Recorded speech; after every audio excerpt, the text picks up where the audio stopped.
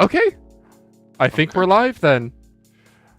Oh, I should have brought up something. Let's bring up some random mouse thing. There we go. Finalmouse. Yep. All right.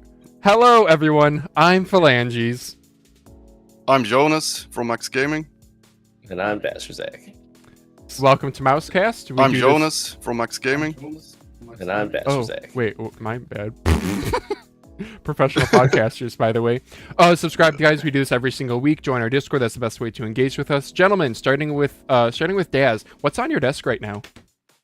Mouse-wise, rocking the ROM Leviathan V4. Liking it more every time I use it. For some crab champions lately, and then matcha green. Too close to my camera. Infinite speed V3. Solid. Mid. Yep. Oh wait, you got your mid one finally. You haven't had that, right? Yeah. No, I have. Yeah. Oh, the V3. Yeah. Okay. How about you, Jonas? So currently, I'm using a Xlite, the X2 size 1. What that's colorway? Like the main. It's very important. A white one. Okay. Good coding. And I always get grips on my mice. So I have the MesoWorks, like the stickers. Do you know them? Yeah. Yep, those are on it. I also have the X2F, the prototype, on my table as well, that I've used a bit in like aim trainers.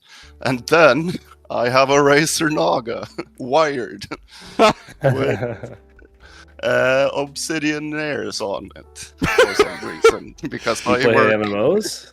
Yeah, I do play some MMOs, so I kind of switch it up a bit. Yeah. The Naga is actually one of the lighter weight MMO mice. Yeah. The V2 Hyperspeed there is the one I use because it has those two buttons in the top. This guy. The left click. Yeah. Yeah, good productivity mouse.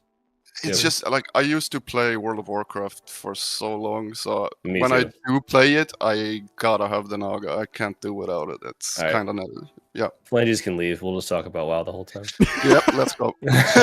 That's actually a good. We do have the question of what games do you play, but I guess first let's start out. Jonas, can you introduce yourself? Yeah, so my name is Jonas. I work in procurement at MaxGaming. I'm kind of the latest addition to the procurement team. Yeah, I've been working there for almost 2 years now, all in all. I used to work in support before, but I've started in procurement now. Okay. And I'm a big peripheral enthusiast, of course. Yeah. Yeah, before you came on, but when we were chit-chatting before, you were like, Bardaz got you into aim training, and he sort of encouraged you to take a job in the peripheral scene, and you've been here for 2 years now. Yeah. I kind of fell into the rabbit hole, and then, this is where I ended up, so, yeah. Perfect marriage. Yep. Yep. So how did you get the job? So actually, when I got the job, I was studying to become, to work in HR, and then kind of Valorant and Bardos and Aim Trainer and everything just aligned, and I just figured I have to go for this. I want to work with this somehow. And I got a job for 1 year at a competitor to us. And I just kept looking for vacancies at MaxGaming, and I just got an interview, and everything's been history since then. I've just kept working.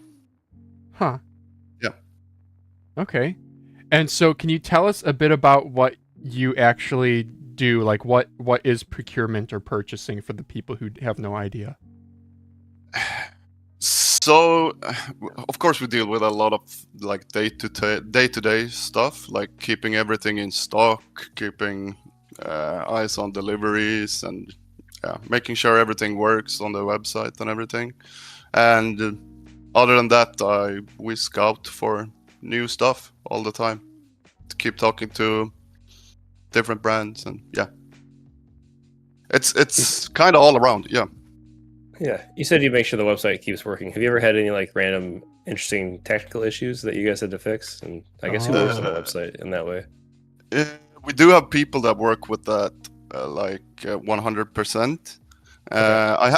Since I've started in procurement for I think it was 3, 4, 5 months ago, and nothing that interesting has happened so far. Okay.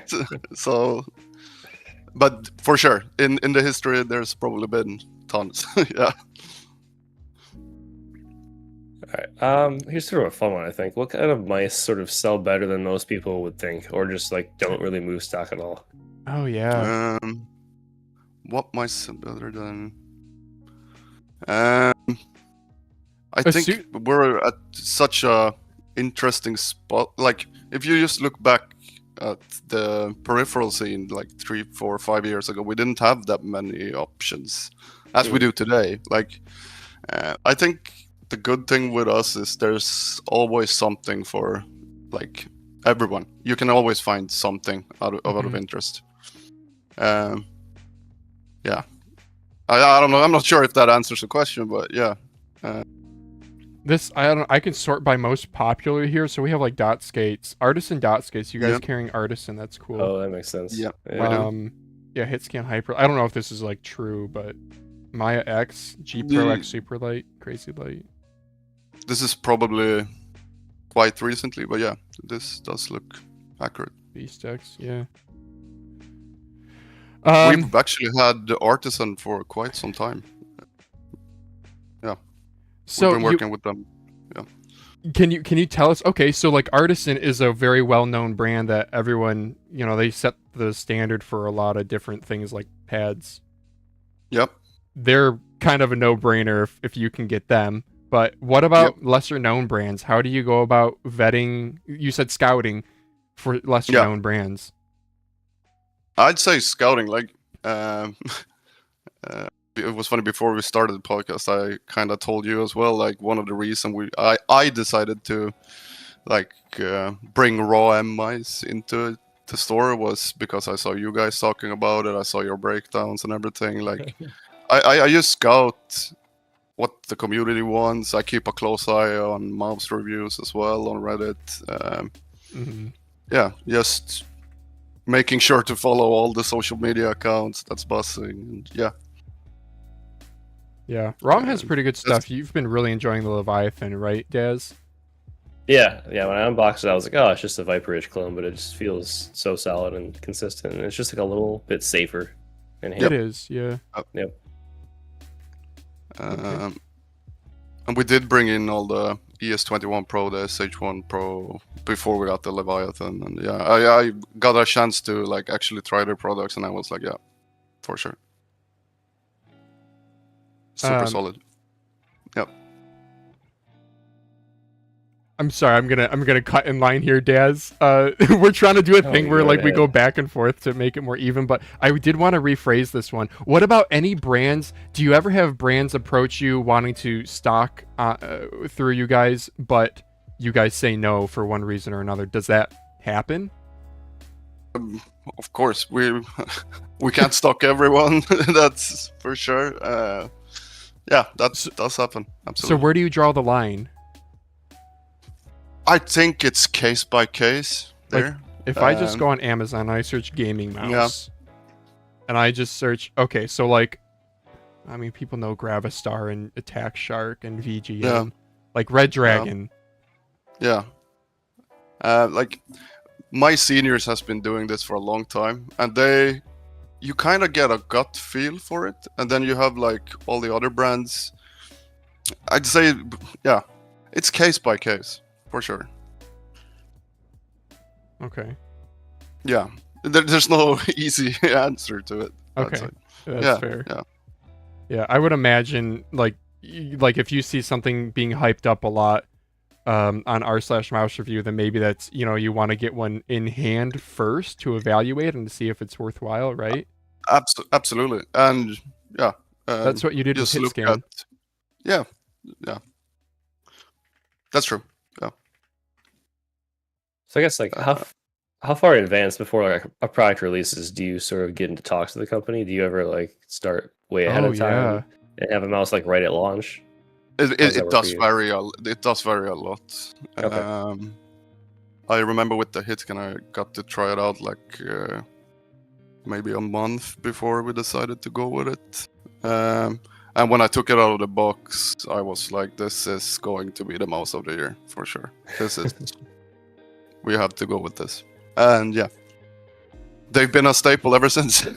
1 year going top strong. They deserve it. You said Yep. it's just like 2 dudes? I didn't know that. I believe so. I believe. There's Chris, I know Chris. for sure. Yeah. And then, yeah. I'm in their Discord as well, but I haven't been that active in it. But from my understanding, I think he used to post a lot on Reddit and got a lot of community feedback and like, what does people want? And then they kind of started building the shape. I'm not sure, but yeah. Yeah. Okay. Oh man, I'm sorry. We have so many good questions. I don't know. Maybe there doesn't need to be logic to which order we ask them in. Are there any? No, fire away. Okay. Are there any? Is there any upcoming innovations that you guys are looking to leverage, or any upcoming maybe not innovations, industry trends? Well, the first thing that comes to mind is the new Logitech, right, with the HE switches. Yeah. Yeah. That's going to be really interesting how that one turns out, and who does the first clone, etc. Like, when do they start rolling out? Who does the second HE switches? I've had people asking me on the YouTube comments, "Hey, what's your favorite clone of this mouse, the Super Strike?" Yeah. Like, what do you mean? Yeah.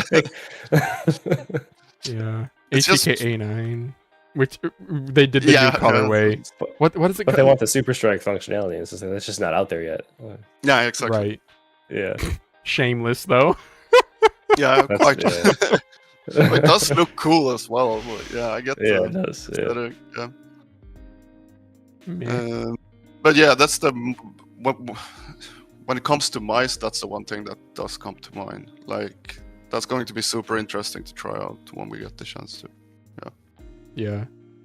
I wonder how much it'll be patented to, like, how so other people will be able to do Hall effect if they do it differently enough, right? To get around whatever patents that Logitech has. Yeah, some variant of it. Yeah. But I think that could make it. I think that could make the quality vary a lot, to the point where the non-Logitech might not make sense. And Logitech knows this, right? That's why you want to be like the first to innovate and to patent.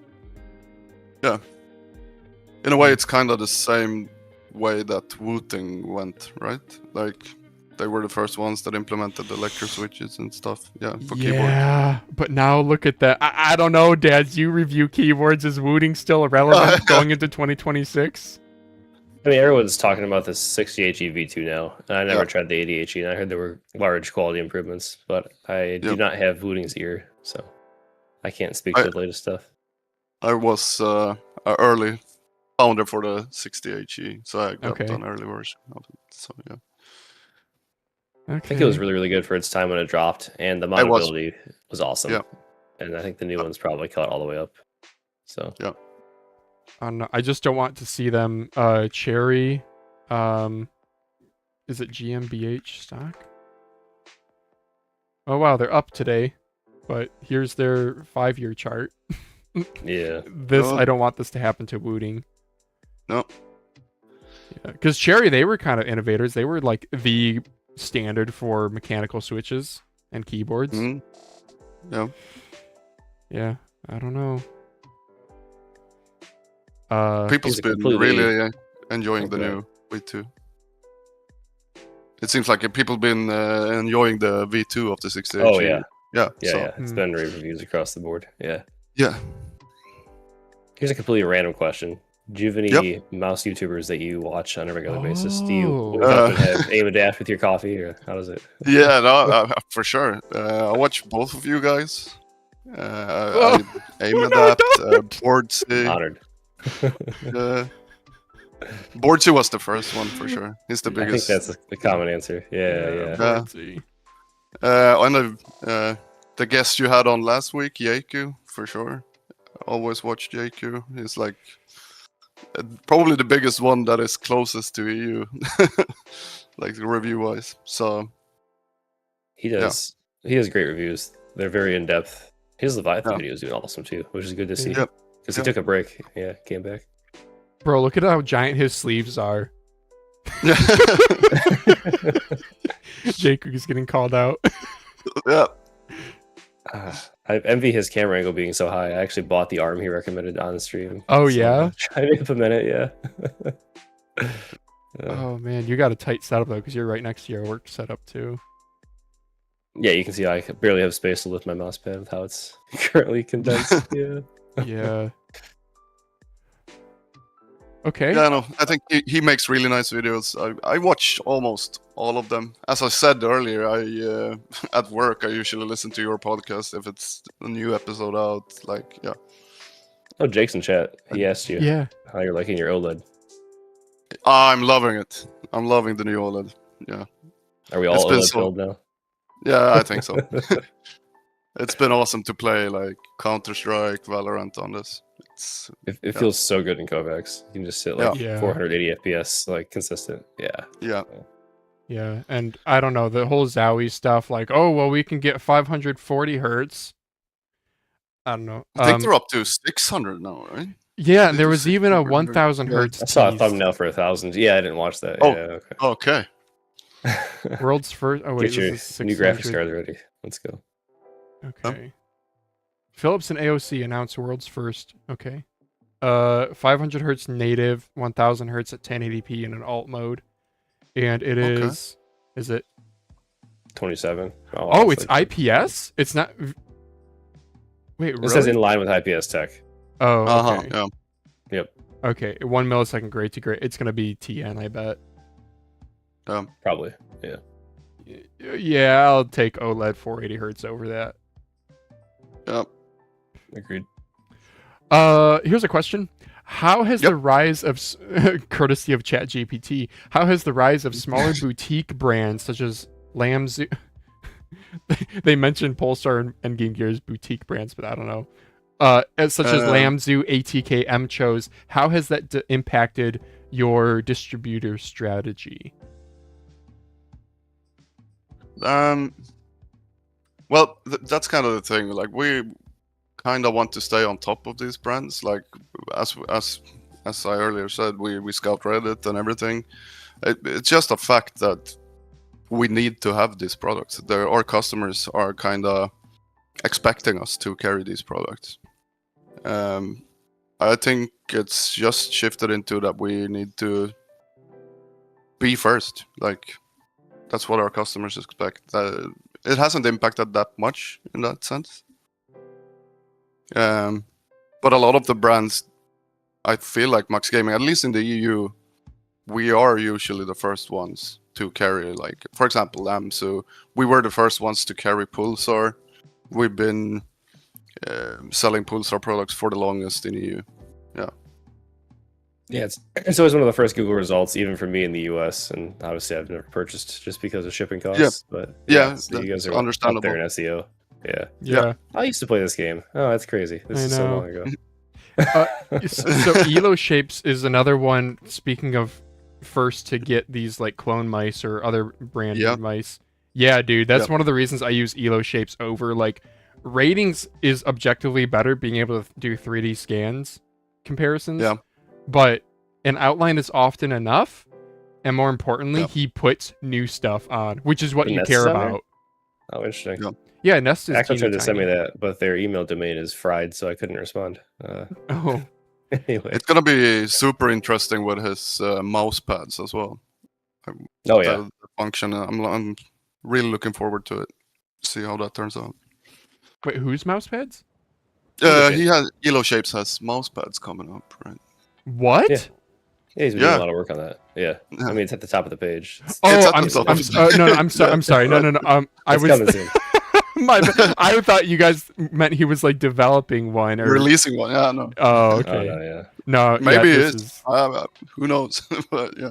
This is a ton of testing. Yeah, I know. And for Mhm. like all of his mouse sensor and switches and stuff, I told him he's free to use my spreadsheet and roast me if it's wrong.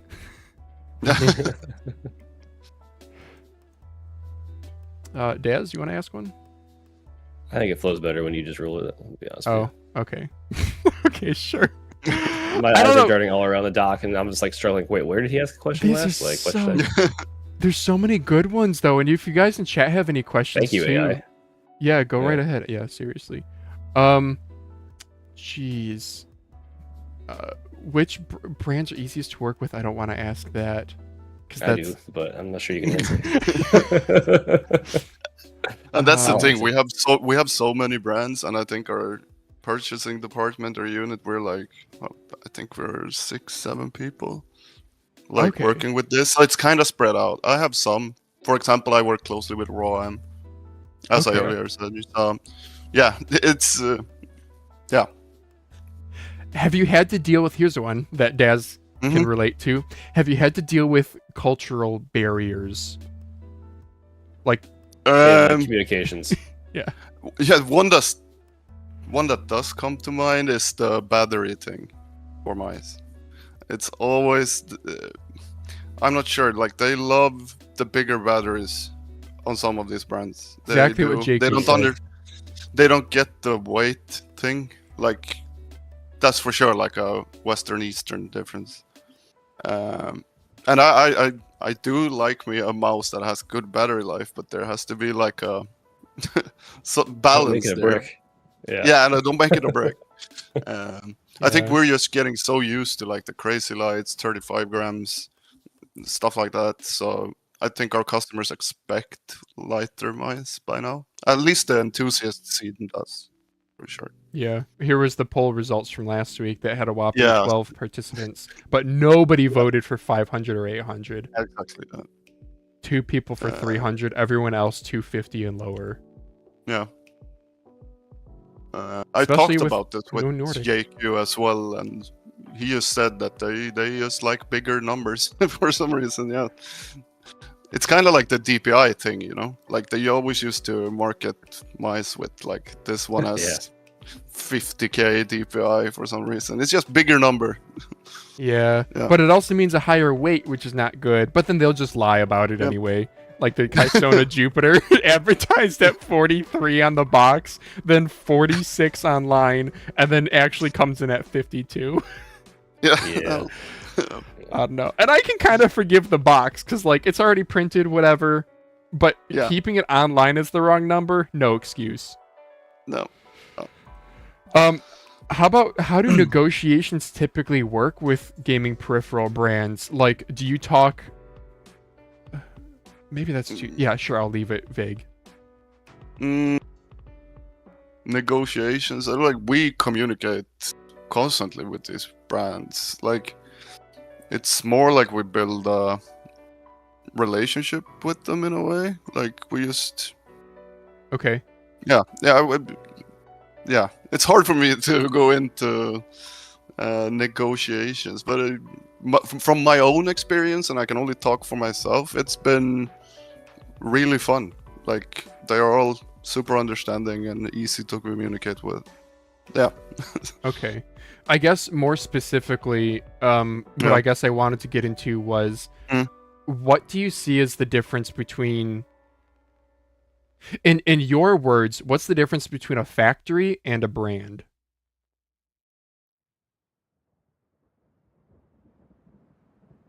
I'm not sure.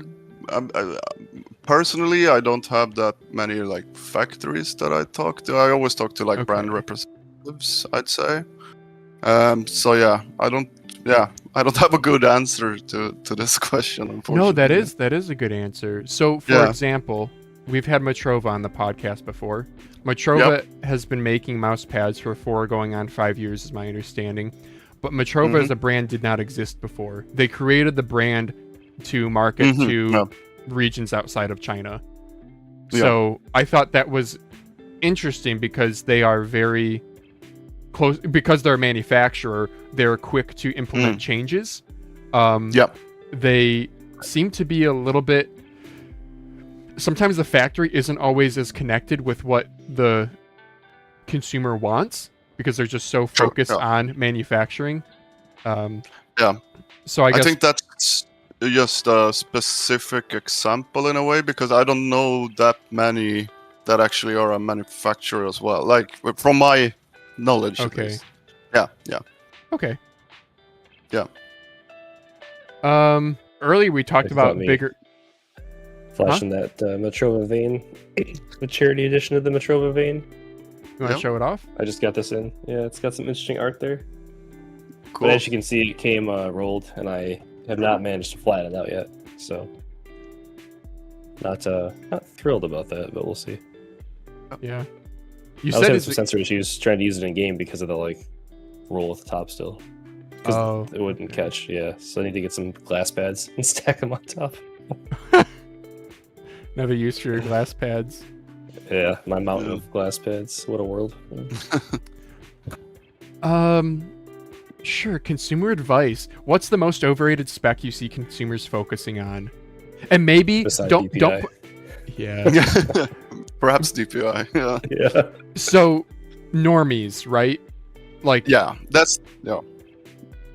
Normies usually just see bigger numbers. I think we have such a big base of enthusiasts. I think they know what they're looking for. But DPI is for sure one thing that comes to mind. At the end of the day, it's all about shape, right? And yeah, it's kind of like buying a golf club. I like to compare it to that. Like you need to, the shape is so important when it comes to mice. Like getting fit for a set of clubs. Yeah. Yeah, exactly. yeah, that's Daz's language. And you kind of have to try it out, test some stuff. Like for normies, just go for something. If you don't like it, return it, buy another one. It's the way you get into the hobby, right? There's no Yeah. way around it. But don't return it to Yeah. MaxGaming. Can we talk about returns a little bit then? Very simply, do you guys see a lot of returns? Yeah, of course. I think every we're like a web shop. I think everyone has a lot of returns, for sure. And is that what are the most common reasons for returns in your mind? If we're talking about specifically mice, it's usually shape. People try stuff out, as I said. They didn't like the shape. They thought they would like the shape. That's it. Yeah. So before the show, we talked briefly, Daz, about how just wild it is that Boardsy lives in New York and he can go to a micro center that carries a Boardsy edition Crazy Light with his name and his seal of approval on the box in the store, and how just wildly awesome that is. But also it kind of sucks because what's like returned the most, like if Micro Center's like, do we carry another Logitech Office mouse? Or do we carry this new cool Boardsy edition? We can only have so much shelf space. They're going to see that the Crazy Light Boardsy edition gets returned like 38% of the time. I don't know, I'm making that up. Yeah, especially with Pulsar's apparently ongoing potential QC issues. I mean, once they establish like a base of mice that satisfies the enthusiast, right? They're going to do what's best for the business probably, which is that like ergonomic vertical mouse, for example, might sell a lot better. I have multiple friends who I would go to their house and they're just working like HR or just like standard tech and vertical mouse, like productivity. Yeah. And it makes sense for them, but different world. Yep. Different world. Yeah, I still use enthusiast stuff at work. I saw a post from Me who's too. the Pulsar employee who's on Twitter and posts. Is it Mizu? Pulsar Mizu showed their desk setup. Yeah. I have a pretty interesting one as well at work. I use an Artisan Huan and Xlite V4 large, I think. Nice. Or go on sandpaper. Love that. Yeah. Yep. I do love a Huan. Yeah, here. Sorry, Minu. Pulsar Minu. Here's their setup. Yeah. Wait. What's this doing here? They even have Supreme branded stuff all over. They have a mug. Yeah. This is a little too aesthetic and not practical enough. I'm sorry, Minu. I've moved. We to do a have new some workspace. interesting setups at work. Maybe we should share some people's peripheral use. Yeah. Can you describe yours? So I use a bigger monitor, like 32-inch, and as I said, an Artisan Huan. For some reason, we had it laying around, I guess. Nice. And the Xlite V4 large. Nice. And Large. yeah. Okay. What about a keyboard? Do you just use a normie keyboard? No, no one does at our job. I'm not even sure what keyboard it is. We have like a keyboard guy. His name is Nicholas. I think it's just some like custom-made stuff he was trying out. He's kind of like the he builds insane stuff. So yeah. Okay. Yeah, I think it's a Lemmo key, something, custom. I retweeted this today. Look at this wild thing. Is that a volume knob? That's cool. That's cool. Yeah. You and I were all like, "That's cool." What is it, guys? Yeah. No clue. Yeah, I feel like a lot of stuff is moving this way. Like aesthetics are becoming increasingly important because it's tougher to differentiate themselves. Yeah, it's yeah. kind of a solved. That's actually the biggest trend, like customization. People want to do custom stuff, and like you see a lot of everyone's setup feels way more important now, and aesthetics, as you said. I think that's like the biggest trend you see. People want custom stuff. That's it. Huh. Does Yeah. MaxGaming have any plans to do anything in that regard? Like any customization offerings? Not that I know of. Not that I know of, but when we're looking at, it's kind of obvious that people want more aesthetically pleasing peripherals overall, or like same color mouse pad as the mouse and same, yeah. Okay. So here's a weird question then. In your mind, if a new mouse is gonna no, let's frame it this way. You're gonna release a mouse. Let's say it is a collab with MaxGaming. No, let's not make it a MaxGaming collab. Let's make it a Jonas collab with somebody. What color or design do you think you would go with, and what mouse would it be? Oh, I'm gonna go with my like childhood favorite. It's a Q. I don't know if this brand ever was big in the US. It's called Q-Pad. 5K. Yeah. Q-Pad 5K. 5K, yeah. So this one was the one I grew up playing Counter-Strike with. Dude! My mouse taste has evolved since this. This is like a... This makes sense you like the Naga, though, based on that mouse. Yeah, Myonix mouse. Yeah, it's like the Myonix mouse.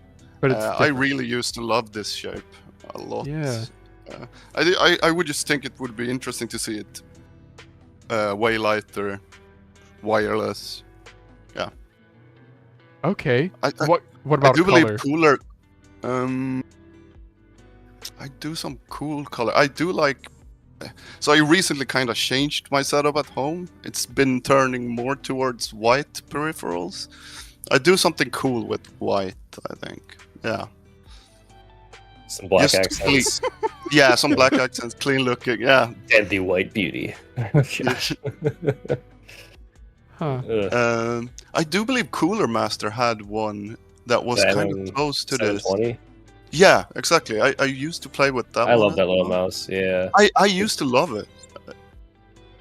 Yeah. I would like to see this one. Super short, but yeah. My like Talfriend ZPR is still with that mouse. Hilarious. It would be cool.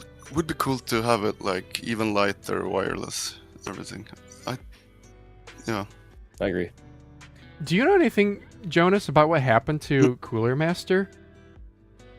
No, I think they are just not that into peripherals anymore. I'm not sure. It feels like it's been some time since they released anything, but I'm not sure. Yeah. Jakku's episode, we talked about Cooler Master at, was it Computex 2023? MS720, some 712 Pro. Yeah, they had this, which never saw the light of day. It was a 3395 refresh. Wait a second. Okay. This is not. Maybe I'm gonna have to. Yeah. But like right before the release of this, right before they were going to release it, they axed their entire mouse peripheral division, which is sad. Yeah, that's kind of sad. They did have some classic shapes, like the MM710. Yep. That's kind of when I started to get really into the peripheral scene. I tried out a lot of stuff. As you must, yeah. Yes, you must. There's no way around it. No. Is there a peripheral category that you think is going to blow up? I think sleeves are going to become more and more like bigger, because there's way more glass pads out, I think, and like different humidities, different stuff like that. I think mouse pads, sleeves are starting to get big. We actually have these on MaxGaming as well, the Kibu ones. Reversible. I've heard good things about those. Yeah, they are super good. I actually used them myself on the Type 99. They feel amazing. Yeah. Huh. Yeah. It's a. Do you use I think a sleeve? Kibu. I do. I've always, at least the 2-3 last years, I've been using a sleeve. When I play TAC FPS, I always use sleeves. Or like aim heavy games. I don't use a sleeve when I play World of Warcraft. I don't. No, No. not sweating in that. No. Sorry, what were you going to say about Kibu? I think they're a store in Japan that made their own sleeve, and it's like super good to use with the Artisan. I know that Artisan is coming out with their own sleeve now, but yeah. Huh. Yeah, I don't like using sleeves. It makes me feel too sweaty. If it becomes normalized, maybe I'll be okay with it. But still, it's like weird to get up from your desk to go get water, go to the bathroom, and you're still wearing it. Brushing your teeth and you have the sleeve on. That's happened. You feel too sweaty with a sleeve, but you host a podcast. Pwnage? I don't know, Des. The compartmentalization is really... I know. Shoulder is just like, get over yourself and just use the damn sleeve. I hate sleeves on cloth. I can't do it, but it feels great on glass. So yeah. I feel like the sleeve and pad compatibility matrix is just that's too deep into the iceberg for me to care about right now. I feel like for glass pads, you kind of have to have a sleeve. That's yeah. Yeah, you do. Yeah. I still think an untapped category are resin pads or plastic pads, which Artisan is working on one, right? So plastic pads, you don't have, because it's not cold to the touch, you don't have condensation, the moisture of your arm condensing and then making the pad sticky. It's still not, like, a cloth pad is still less, but yeah, I don't understand. This is a category that I think needs to blow up, because this also means we can get lots of different surface textures and material hardnesses. Like, I think that would be really cool. Not to mention like skate compatibility. So friction is largely dependent on the coefficient of friction, which is how two materials interact with each other. So like, I don't know, if you have a palm plastic pad and then palm skates, that's going to be a different friction coefficient than like a palm pad and Teflon skates. So I think that could be a whole nother. That's my prediction. Absolutely. Didn't Razer used to have like one of these back in the day? They did, right? Not the Manticore. The Manticore was the Manticore. Wait, what's the? I remember you using one, but it was way back. Yeah. Razer's Vex is also one. Vex, yeah. So this is like those. Have you ever used those like ultra thin cutting boards for like fruits and vegetables? Yeah. Kind of, you could just go to IKEA and get one. yeah. Or also a 3D printer bed. What's the? Is that a thing? What? Yeah, the 3D printer, the like magnetic. Like your build on the 3D printer is a build plate, so you can like pop your print off more easily. They're a flexible bed, so you can just bend it and pop your part off. Yeah, it's like the same material. Okay. One of my coworkers uses cutting mat. He uses this at work for a mouse pad. Yeah. And Believe it. somebody in one of my live streams the other day saw this, and they were like, "Why are you cutting your? Why are you soldering on top of a mouse pad? Like, it's not a mouse pad." Oh. All right. What's an innovation that you expect to become mainstream in the next 2 to 3 years? Oh, that's an interesting one. Mainstream. Mainstream. Kind of circle back to the Logitech Super Strike, I guess. I think that's going to Okay. become the most one. That's like the biggest innovation in this scene. It feels like this year, like the announcement of that. I think that's becoming more mainstream.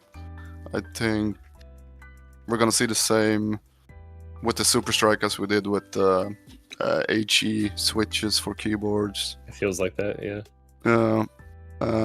That's the first one that comes to mind, at least. Okay. Yeah. Yeah, I don't even have much of an answer myself beyond that, to be fair. No. It's not the ATK F1 V6 clone iteration. Yeah, I agree with that. I think clones are gonna get played out. I think they'll always be there, but we as enthusiasts are gonna care less and less. Like, I mean, I think we're even finding ourselves care less and less. Not to mention, like, when is MCho's gonna come out with the A7 V3? You know, when they move from Realtek to Nordic 54, and we're just like, Right. I'm not gonna buy one and cover it. Nothing to say. But when there is innovation, I think we'll be more excited. Now, will this become mainstream? The fact that Logitech is doing this means yes.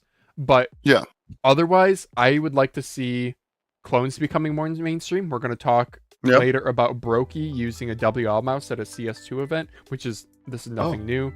And sleeves too. I think sleeves will become normalized a little bit. Kind of like, you know, in sports, kinesio tape, or what was the Michael Phelps cupping? Remember this in the Olympics? And this made like headlines. And people were like, "What's going on here?" And it's it's my wife's a physical therapist, so this is it brings oh, it's great, bro. When I get headaches, it's she puts terrifying them on the first time. It's like terrifying. Giant red circle the first time. It's like, am I dying? So for the people who don't know, this is what cupping does. You have these little suction cups that you put on your body, and they bring blood flow to the area. So it would like stimulate healing and bring blood flow. And yeah, so athletes will do it to like, man, she could speak better than this about like it. I don't know if it like relaxes their muscles or heals their muscles, but yeah, I mean, you can see it on his arm. Like swimming's a lot of shoulders. Yeah. Anyway, so and we see like kinesio tape. I mean, you'll just see people in the NFL just running kinesio tape on their knees and stuff. Yeah. So this is an example of something that looks goofy but has become normalized. Maybe sleeves will do the same. That's kind of the way I feel exactly about sleeves. Yeah. I was thinking about the clone thing you mentioned as well. Wasn't it in Valorant Champions in Paris? I think 2 of the Fnatic players were using ATK, right? I do believe so. There's definitely some ATK representation recently. Yeah. Fnatic Chronicle just farmed RRQ using ATK F1. Yeah, that's right.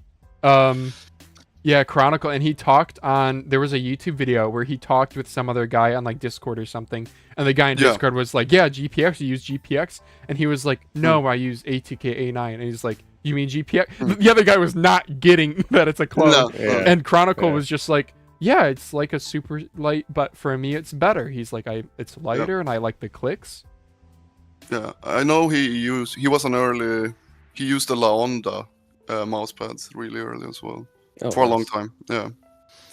So there are, I think it's going to become more common that you see the pros being more into peripherals as well. That's already started, but I just think it's gonna be even more of it. Do we see that in other sports? Do high tier athletes, are they gearheads or like the opposite? They just go by vibe. I don't think so as much. I'm not sure. When it comes to like hockey, I think they are kind of gearheads, right? Like with the stick and everything. Maybe. Hockey and golf. It's more Hockey quick, and golf, like, yeah. changing balls. You have like 6 different brands of clubs in your bag just for whatever works for you. Your 4-year-old driver that's still like striping it. Yeah. Okay. Probably anything that's a technical sport. I bet you like tennis players are probably. Wait, wasn't it Razer had the paddle? Yeah, they did. We talked about this in the office. Yeah, we saw that. Wait, and are you guys gonna carry it? We have to start playing. What is it? Pickleball first. I think. Yeah. Yeah, that's funny.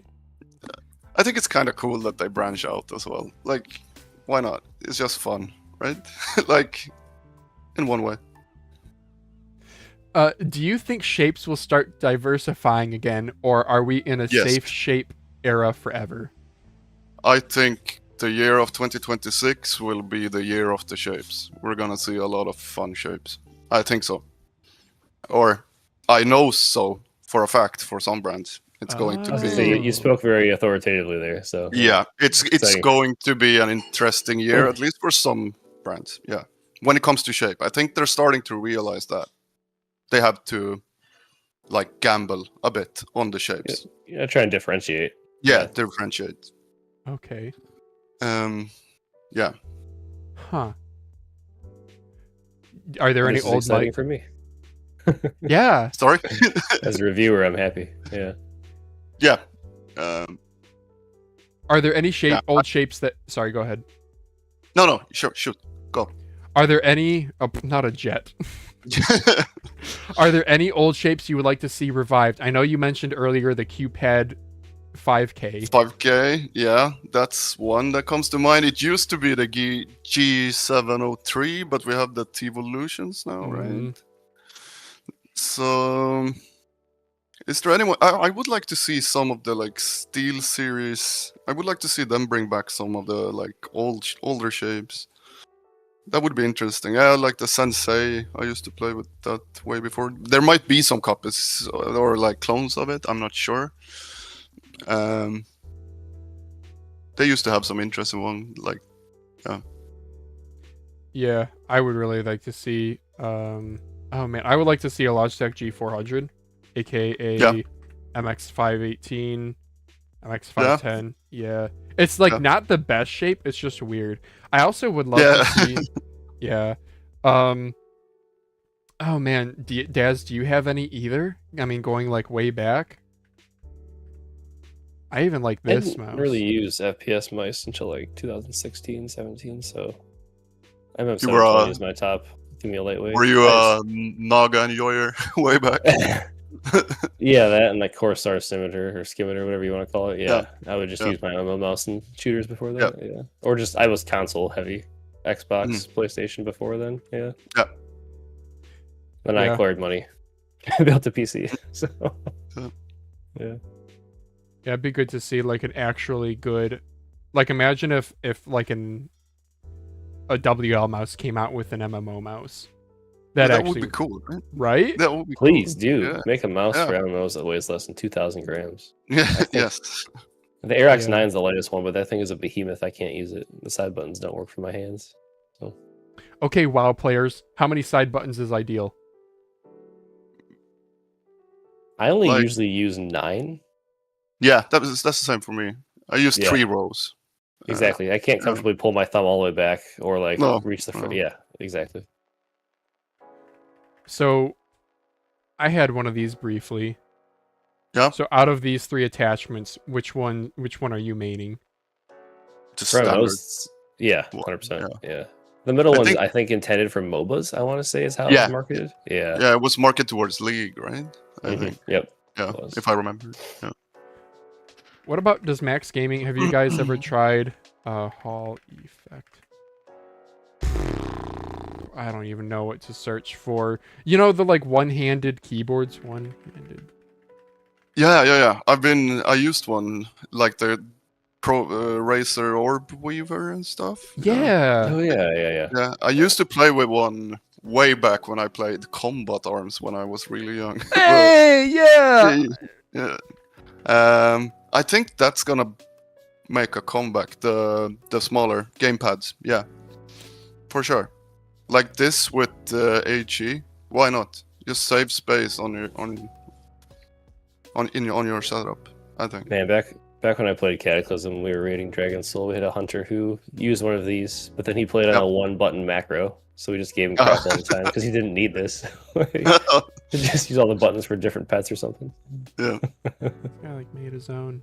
Yeah, I see the real advantage of this is it allows your thumb to do more than just 1 or 2 buttons. Like, yeah, for sure. Rather recently, I started using my left alt in game with my thumb. Yeah. Yeah. So, yeah, thumb is underutilized probably. Yeah, I think a new rendition of the gamepad could be cool. That could be something. Yeah. Absolutely. I mean, the split spacebar in the 60HE, like my thumb rests in the middle of the spacebar, so that's like a perfect, just like easy pivot to the other button next to it. Yeah. It makes space-bars feel better too if they're not so long. Yeah. Better stabilized. Yeah. Less echoey, whatever you want to call it. Not as loud. Yeah. This is a lame question, but are we reaching peak sensor performance, or is there still meaningful room to grow? I saw some discussions about going up to like 16K polling rate and stuff, but when it comes to sensors, I kind of feel like we're reaching the peak soon. It feels like. I would agree. Yeah. I don't know. I kind of get flamed for this at the office, but I constantly vouch for 8K polling rate. Like, oh, that I feel the difference, especially now when I got the 360 hertz OLED. I feel like it does something to my aim. It's probably placebo, right? But yeah, I do 8K for sure. Viscose, I know, is working on a video where she's gonna say how amazing 8K is and how she can feel the difference, but I still think, I don't know, me personally, I have a 480 hertz OLED, and I can only feel the difference in certain Kovac scenarios. So I just stick at when then you throw yourself into a visually cluttered first-person shooter play Fortnite, game. It craps out at 4K, basically. Yeah. It depends heavily what game you play. But I kind of share that with Viscose. When I used to play a lot of Valorant, I kind of felt it immediately. So, and I've never looked back. I always used 8K since then. Yeah. Yeah, and it has, just to remind it also has to be when you move fast. You have to actually be saturating the pipeline. I do think there's going to be some stuff, there's going to be some so this isn't sensor stuff, but I think there's going to be some innovations with software, like the normalization of raw Excel in, I don't know, we've gotten sensor rotation in everyone's web driver. Web drivers are one too. I don't know what the next frontier is. Maybe acceleration curves in software. Could be. I just went to drag this. I was like, oh, I want to play. No. Yeah. Polling rate game detection is a good one. I know ROM, what they do is they just have a big old button on their dongle for toggling polling rate. Yeah. Nordic 54 series, like better battery life. That was Pizogel's response when we asked more or less the same question. I don't know. I still say 3395 is good enough for most people. 3370 is still good. Like, yeah. Okay. Well, why don't we do the last section here from ChatGPT? Spicy but safe questions. Okay. Are there any mouse brands that are likely to surprise us in 2026? There are. The first thing that comes to mind is Endgame gear for me. Oh. But also Pulsar is going to be interesting this year for sure. I know that their roadmap, they have some upcoming cool stuff. Yeah, they always do. Cooking. Yeah, exactly. Yeah, they always do, but yeah. Endgame gear having interesting stuff is very intriguing, with their only two shapes right now. Yeah. Yeah. Good shapes. Giving people on wireless crazy late, then I would be happy forever. Another point I thought about was the mod kits, like with Piranha mouse mods. I think that's going to be more and more common as well. If someone can make it more approachable from a Yeah. price standpoint, Hmm. then because like if I go to Piranha Mouse Mounts, I want to buy the mouse altogether because I'm not like huge into like taking my mice apart, but I'm not spending $300 on the OP one, the good coating from him. So Yeah. I know that we do carry some of his. He had like a Viper mod kit that we used to have and stuff like that. yeah, Yeah. Yeah. We used to. Wow. I think we're gonna see more of this stuff for enthusiasts. Yeah. Bro, that is really cool that he's huge respect. I So- want so- to get him on the pod. He's a super nice guy. I've met him once. nice. He's truly Okay. What else we got? If you personally had to use one mouse for the rest of your life, what would it be? And maybe I'll expand this to brand if that's too constraining. Yeah. I mean, for me, it's between Endgame gear. If we just go on raw performance, it feels like I really enjoyed the OP1 8K. I really don't mind the wire on it. This feels like such a standard answer, but that's yeah. yeah. That's it. What would I use other than that? I'm a X2H enjoyer as well. I've always used Nice. Pulsar. And I just think their stuff, both of these companies they have solid stuff. Kind of boring answer, but yeah. Still the fair one. I forgot to say what's on my desk. I have a Pulsar X2 Crazy Light. X2H, Yep. sorry. Speaking of X2H. Mm. Which I am, look at this, guys. I'm using it. What is wrong? But that's because I'm using it on a Jinsoku, and the Jinsoku, it is still insanely fast, even with Yeah. Oh. Wow. yeah. Proving that mouse skates don't matter. No, they do. They definitely do. Oh man, there goes all my credibility. Is there? Oh man. Okay, sure. We're in the spicy section. So, what's the weirdest supplier email or product pitch you've seen? I haven't seen that many weird ones yet.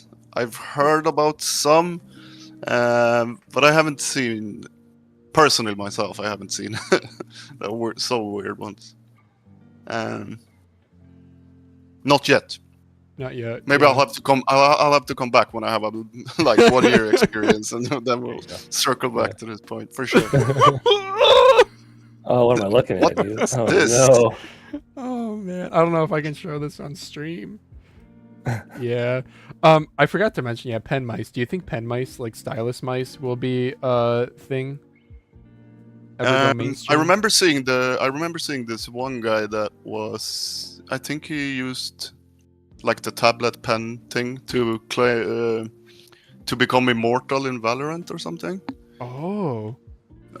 So I know there's one guy at our office that's been playing with a trackball for like 15 years, and he's actually like global elite in Counter-Strike and stuff. Oh, gosh. So shout out to Ted. It's insane to That's watch him play impressive. on it. It's really impressive. Yeah.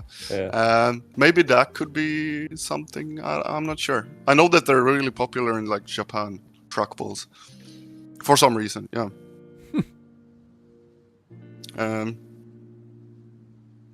It's really impressive to rank up to Immortal 1 with a stylus. It's Yeah. That was incredible, yeah. I know trackballs were popular with my friends who were really bad at shooters in college. So yeah. Boomer take. yeah. Yeah. I think styluses are really cool, and you can track really well with them, but Yeah. the issue comes to clicking, because when you press, you move. A mouse, you press down into the pad, so it's more stable. Yeah. So that's why you see it with like Osu. Am I saying that right? Osu? Yeah. Also, Yeah.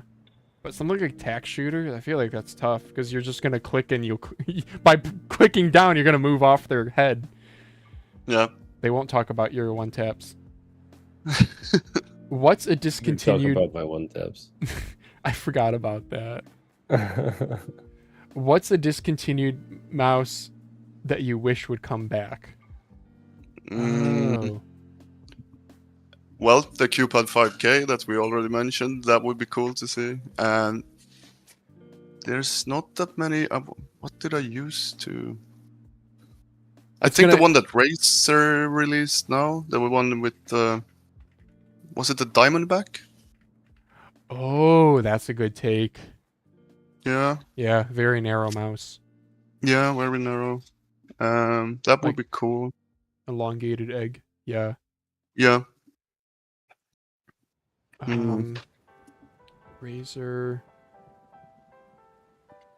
Abyssus. This is one that I would love to see come back. Oh, yeah. Abyssus V2. Yeah. Yeah. Like the Sora before Soras. Yeah, kind of. Yeah.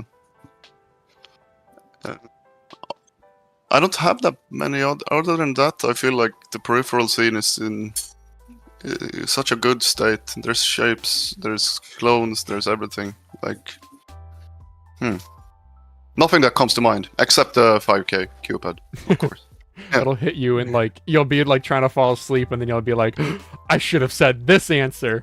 Yeah, probably. Okay. I think that does it for questions from ChatGPT. Yeah. So what's Sweden like? Cold, rainy at the moment, but it's kind of weird. Like I come from such a small place. What? It's 26 degrees Fahrenheit here. Yeah. Michigan's cold, man. Yeah, that's true. That's true.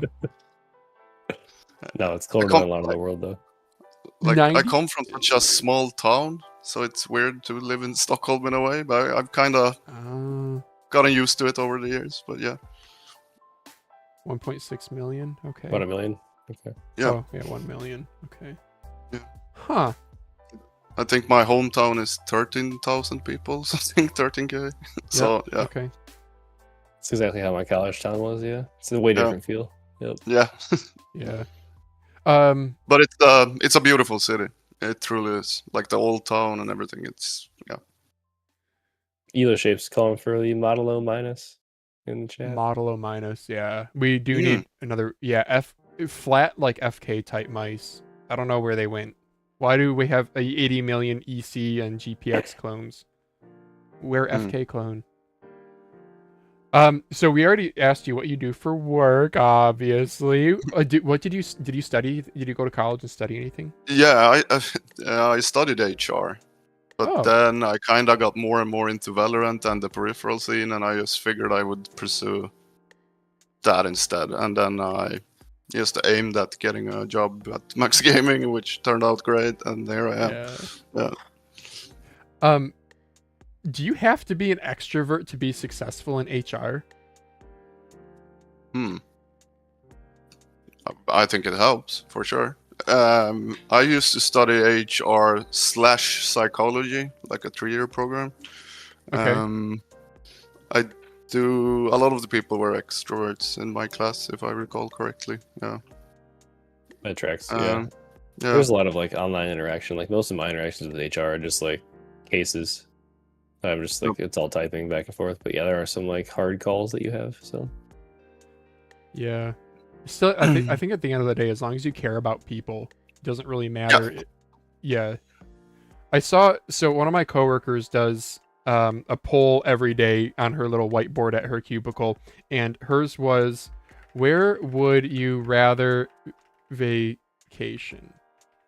And it was, option 1 was beach. And in parentheses, it said extrovert. And the other one was mountains, introvert. I don't really know what the extrovert, introvert meant, but I'll leave them in there and I'll create this poll. How would you guys vote? Yeah. Mountains for sure. Oh yeah. Yeah, I'm 100% beach. Yep. Yeah. You're like Ken from the Barbie movie. You beach. Yeah. I haven't seen it. Wait, the Barbie. That's the live live action. Here. Oh. Yeah. Is it worth watching? I would say so. I like the director though. So. Yeah. Greta Gerwig. What do you enjoy outside of mice? Do you have any plans for this weekend other than this? Well, we have what's called a glöggkväll. I'm not sure Good what God! the English word. It's like a social gathering. Heart love moon seed. I don't know what the English word is for it. Wait, I can check this up. Give me a sec. Sweden holiday, December 13th. It's just like a type of a social game. It's mulled wine. What? Oh, okay. Mulled wine. Yeah, so it's you Mulled? drink it warm. Yeah, that's it. Oh, yeah, okay. Yeah, so we have some friends that's coming over to have some mulled wine, and yeah, that's the plan for tonight. Sounds like a good afternoon or evening. Yeah, that looks Yeah, cozy. yeah. Is there anything you enjoy outside of mice? And it's okay if you say no, because that was pretty much my answer.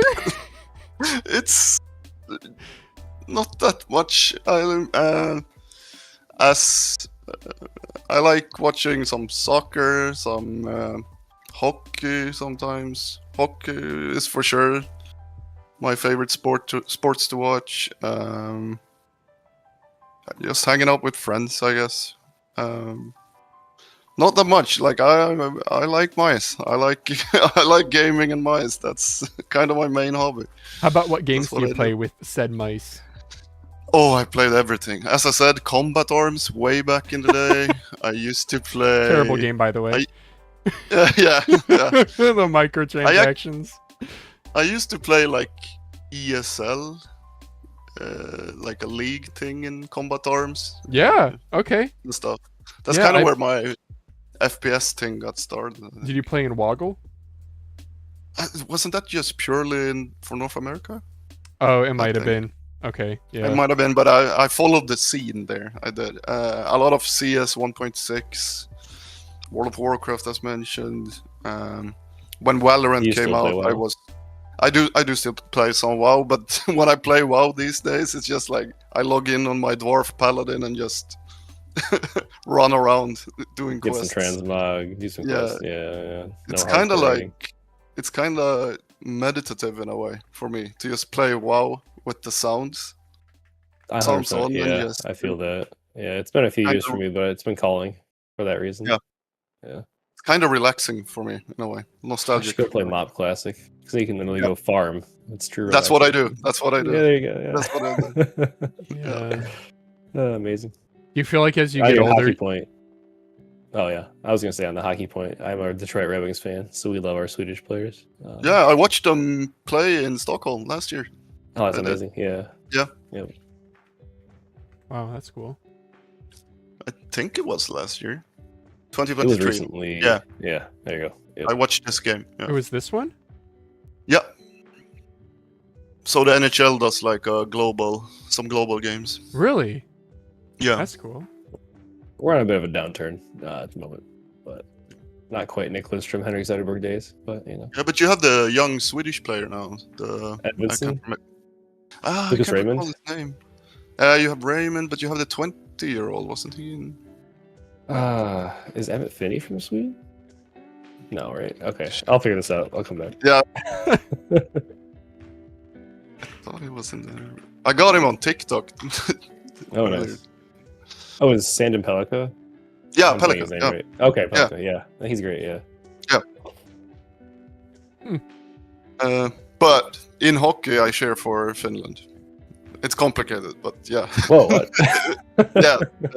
Because Åland belongs to Finland. So in my passport, I'm from Finland, but I only speak Swedish. It's a long story, history thing. Fascinating. Yeah. So when it comes to hockey, I cheer for Finland, always. Always. Hey, wait, I'm Yeah. sorry, guys. I got a hockey question. When this is like a penalty shot or something, right? Yep. Okay. How come? Do you have to keep forward momentum so you can't just like sit here and screw around? I mean, you can pause for like you can stop here and go back and forth and then fire it in, but like generally, yes. Yeah. Okay. Yeah. So like, what happens if you did like try to game it? Do I they? mean, some guys really go like they go all the way left, all the way right, do a bunch of stick handling, and then fire it in there. But and some people just go full bore ahead. Yeah, That was a great move there. Yeah. The patience was impressive. like Yeah. great.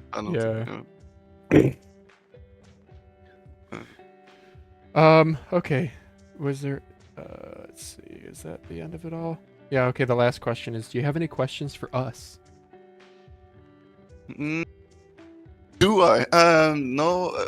Since I'm an avid listener, I don't have that many questions. It feels like I really enjoy your podcast, and I think it's great that there is one with the like peripheral focus that you guys have. And yeah, it's just great to see it evolving into this, and just keep doing the great work you guys already do. Oh, well, thank you for the So kind much words. Appreciated. Yeah. Yeah, I know Jakku said that he and Stubby were gonna like start one, like a Yep. long time ago, and Yep. then it just never happened or something. I don't know. I had Yep. wanted to do one for a little bit, and then like the day of, or like a few days prior to like the first day when I was just gonna go solo with it, I had been messaging Daz, and I was like, "Hey, wild question, would you want to try co-hosting this with me?" Yeah. And we did. And I FOMO'd into it, so here we are. Here we are. Yeah. 1 year later, you hit your 1 year anniversary of your YouTube channel. Yeah. Yeah. Okay. And I've been playing Crab Champions for 4 straight days and haven't shot a video, so Worth it. I played one after you got off last night, and I had so much crap going on. I was at 40 FPS like consistently. Like, Oh my gosh. Yeah. some poison crossbow build where I could literally just click and the whole screen died. It was awesome. Yeah. Yeah. Crab Champions, guys. It's fun. Y'all should try it out. It's just a roguelike crab shooter. Yeah. Yep. And Oh, this looks cool. Yeah. it's made by the guy who I've never played the PvP mode.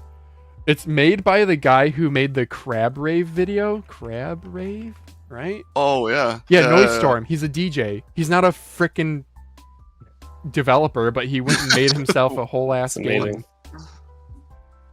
Yeah. That's cool.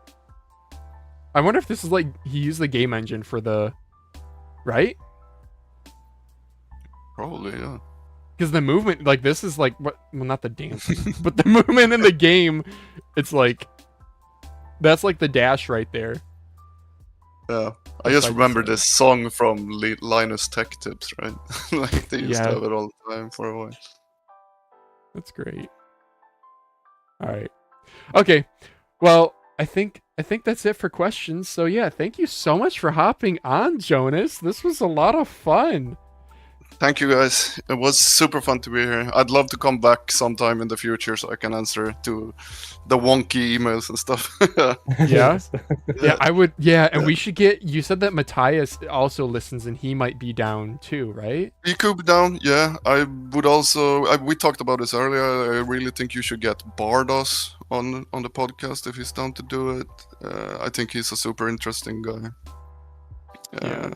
With tons of knowledge about the peripheral space and aim trainers and everything. Yeah. Noted. Definitely noted. No, then. Yeah. Computer Yeah. science major. Yeah. Okay. Okay. Well, That's cool. it. Well, yeah. Thank Thank you you, so guys. much. Yeah, we're gonna hop into some news, and yeah, you're always welcome to come back anytime. Yeah. Let's keep in Great touch, having guys. you. Yep. Will Have a do. great one. All right. See you, Jonas. Bye bye. Cool. All right. Well, I guys, got family awake. you got That's like family my- awake. Okay. Definitely jot for some bit, maybe gone. Yeah. Okay. Well, no worries. If you got a dip, you got a dip. I'm just editing the here. It's like the common thing when we do like an interview and then I miss all the headline topics. It's yeah. I mean, we can try to blitz through them. I don't think some of them don't have a whole lot of substance to them. Yep, I'll circle back in a few. Okay. Sounds good. So, guys, we're gonna get into the news next. That was a lot of fun talking to Jonas. He was really, really good. I need to bring this up. There we go. That looks a little bit better. Marginally better. Sure. Whatever. We're gonna go with it. So let's jump into the mouse news for this week. So the first bit of mouse news is Final Meme Snowman, the last ULX cash grab. That's a joke because it's actually called the Frostlord, which is the last ULX. This was announced. Oh, this is today. The reveal is today, and the launch will be the 15th. So that is Monday. I don't know what time here, but we can watch. Do you guys want to watch it with me? Because there's like some. A god took dominion over this land, a Frostlord of the ancient world. And in the heart of his storm, he forged a weapon of unimaginable power. Then he waited. Through the long ages, he waited, while kingdoms turned to dust and the stars wheeled above. In time, the weapon was lost, entombed in the cold, fading. How do you guys feel about lore like this? Like, on the one hand, I want to meme on it because it's Finalmouse, right? And it's such an easy target to look how ridiculous this is for a colorway of a mouse that's overpriced and is really creaky. But at the same time, they didn't have to do this, right? I mean, maybe they did. Like, they could have just released another colorway. Or they could have gone a different angle. They could have gone... From all Sorry, we'll keep watching it. But it was not gone. It waited as he did, waiting for the hand of the one who would claim it.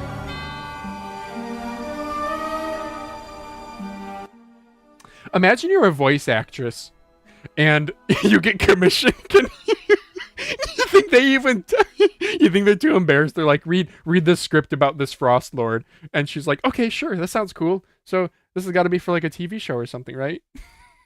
Nah, fam, it's for a frickin' mouse. I don't know. I'm not. So this is all we have, guys. This is the only information we have. The only information I have. What did Reddit say? So after this variant, the standard ULX will go into continuous production, right? Right? Yeah, so again, Finalmouse claimed continuous production at their new facility that they're building in Vietnam. I said, imagine if they just dropped the attitude and put their PCBs into a lower cost model. Like, that'd be pretty cool. They have a new factory being built in Vietnam. Let's see. Yeah, I don't think any of these are too... Oh. They sell out every single time within less than a day. If I was them, I'd cash grab the heck out of all the addicts in this hobby as well, and you do the same. It's a real take. I said, yep, the arrogance is fun to meme on, but the fanboys are the real clowns. I do agree with that. I bought a Finalmouse at launch. I bought a Starlight 12 Achilles at launch, but that was because I knew I wanted a really small mouse. I was using a Razer Abyssus that I had heavily modded, and the Starlight 12 was legitimately a big launch. That was the first time we had a magnesium mouse and like very lightweight, right? Because like before this was Air 58 at 58 grams. Now that was a much larger mouse, but yeah. Hello, Kenny. Let's move on to the next bit of mouse news. Oh, consumerism key. Sorry, one other thing about the Frostlord, the snow boy, as it henceforth is known. The final meme Snowboy also comes with the consumerism key. Inside of every Frostlord box, a Frost key, a relic of winter granting early access to every next-gen Finalmouse release in 2026. One key, many doors. So, this means every single release, early access, what does that mean? And initially I was like, okay, so they're not doing, because this is the last ULX or whatever, they're not doing any more drops. They're going to be going to continuous production, right? /S. Well, that's the thing. This key does not mean that. This key, they could very well do continuous production. It just means that it gets your spot in line early, which I think makes sense. Especially since if they're promising every next-gen Finalmouse release in 2026. Also, interesting, they use the verbiage next-gen. Does that mean if they already said the last ULX, but if they decide to... Well, no, I guess I answered my own question. I was like, if they are doing the last ULX, there isn't any other ULX that's going to come out. I don't know. I wouldn't put it past them to have something else. I don't know. Whatever. They're fun to meme, I'm sure. Let's see what Frostlord's going to look like. I don't... Snowboy. Meh. Speaking of another mouse that is coming out. Timestamp here. Phalanges. Razer announces the limited release of the Boomsland. Has anyone in chat ever used one of these? Oh, Xlite in chat says they're releasing 3 new versions next year, 1 new shape and 2 ULX shape variations. Really? Where'd you get that, Xlite? That is really interesting. Are you able to link that? I'll share it. But until then, Razer Boomsland. I put my hands on one of these at one point and I was like, wow, this is not really a mouse. It is just, it looks like, I'm sorry, but the Razer Boomsland does not look like a mouse. It looks like an adult toy or something. But I guess now you have the Focus 45K sensor, wireless charging, Razer Chroma RGB. Cool. They do their retro green colorway like what they did with their Basilisk and some of their other stuff. I forget what they called it. So you get in the box, you get like a tin or a container that has polyurethane leather. Also, by the way, wait, do they have a video of it? Watch the video. Here we go.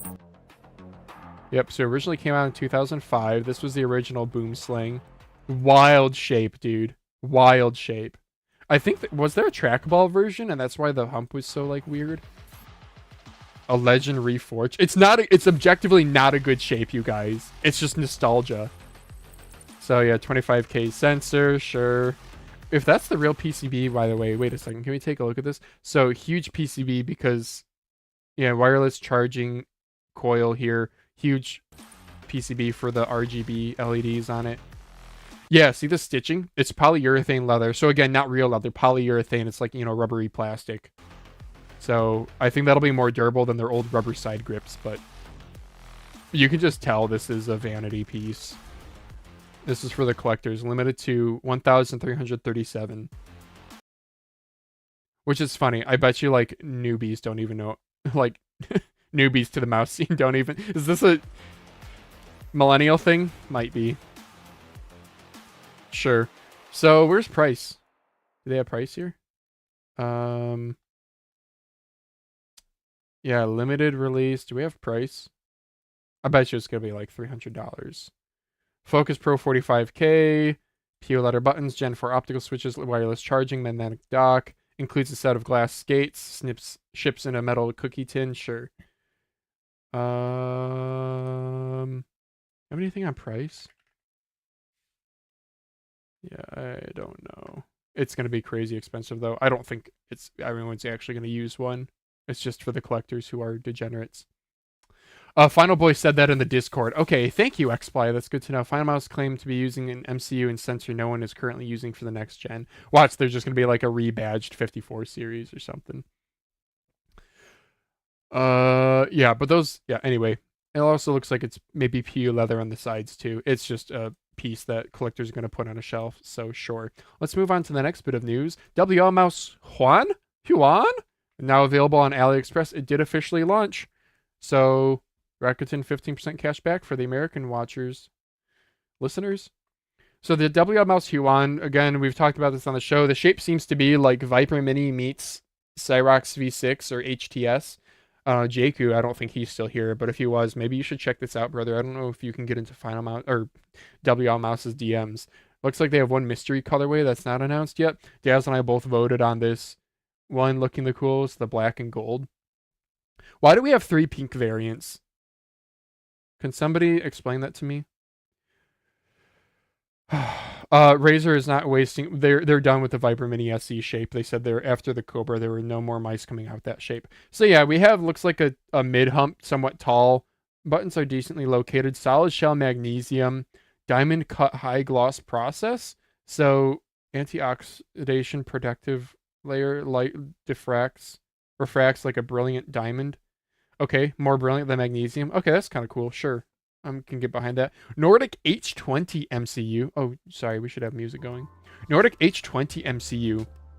They're not doing L15. Again, the difference is clock speed and memory capacity. Or like the onboard memory, like the cache or something. I forget, but it's clock speed. And then also USB controller. I believe the H20, one of them has a USB controller built in, the other one doesn't. So, but I think from a... I don't know. I don't know enough about the differences between H20 and L15. For me, they're all fantastic. The L15 gets much better battery life. The H20 is not nearly as good. 3950 sensor, long-lasting battery, 20,000 FPS. Armor Opticals, sticking with Armor Opticals, good to see that.